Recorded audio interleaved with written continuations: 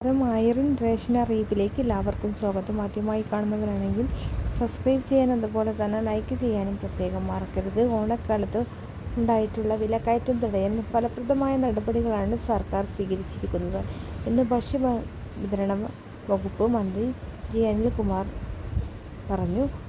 മഞ്ഞ കാർഡ് ഉടമകൾക്ക്, ക്ഷേമസ്ഥാപനങ്ങളിൽ താമസിക്കുന്നവർക്കും വയനാട് ദുരിതബാധ മേഖലയിലെ എല്ലാ കുടുംബങ്ങൾക്കും സൗജന്യ കിറ്റ് സംസ്ഥാന വിതരണം ചെയ്യുകയായിരുന്നു മന്ത്രി.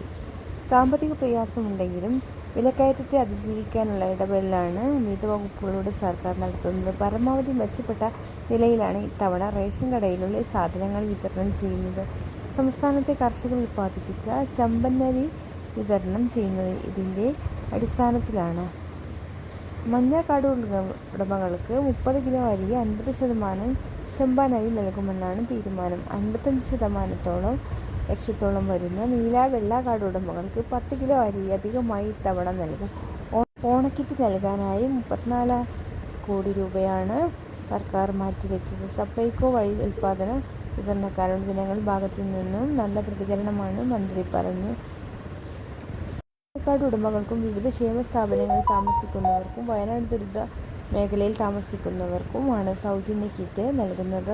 അല്ലാത്തവർക്ക് 10 കിലോ അരി നിർബന്ധമാണ്.